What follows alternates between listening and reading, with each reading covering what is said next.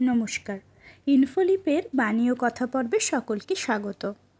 আজ অনেক দিন পর মায়ের একটি ঘটনা আপনাদের সামনে তুলে ধরার চেষ্টা করব। ত্যাগীর রাজা ছিলেন ঠাকুর রামকৃষ্ণ। কাঞ্চনের স্পর্শ পর্যন্ত তার সইত না। মায়ের কথা আলাদা। তিনি সংসারে ছিলেন, হাতে বালা, গলায় হারও পরতেন, কিন্তু অন্তরে ছিল প্রবল বৈরাগ্য ও অনাসক্তি। দাক্ষিণাত্য তীর্থ ভ্রমণের পথে পাম্বান দ্বীপে রামেশ্বর তীর্থে এসেছেন।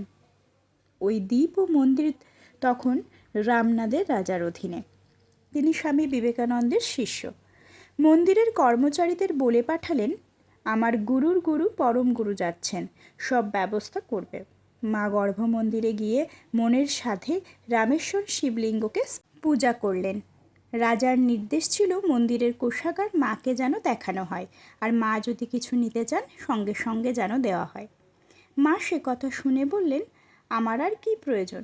পরে পাছে তারা ক্ষুণ্ণ হন, এই ভেবে বললেন, আচ্ছা, রাধুর যদি কিছু দরকার হয় নেবেক্ষণ। রাধুকে বললেন, দেখ, তোর যদি কিছু দরকার হয় নিতে পারিস। কিন্তু কোষাগার যখন খুলল, হিরে জহরতের ঝকমকানিতে মায়ের বুক দুরু দুরু করে উঠল। তিনি আকুল মনে প্রার্থনা করলেন, ঠাকুর, রাধুর যেন কোনো বাসনা না জাগে। রাধু সব দেখে শুনে বলল, এ আবার কি নেব, ওসব আমার চাই না। আমার লেখবার পেন্সিলটা হারিয়ে ফেলেছি, একটা পেন্সিল কিনে দাও। মা হাঁপ ছেড়ে বাঁচলেন।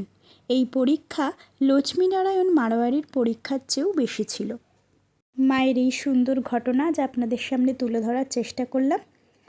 সকলে আশা করি ভালো আছেন, সুস্থ আছেন, আনন্দে আছেন।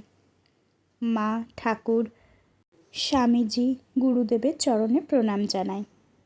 সকলকে অনেক ধন্যবাদ। শুভ অপরাহ্ন। আপনাদের আমার এই প্রচেষ্টা যদি ভালো লেগে থাকে তাহলে চ্যানেলটিকে লাইক, শেয়ার, সাবস্ক্রাইব করে পাশে থাকবেন।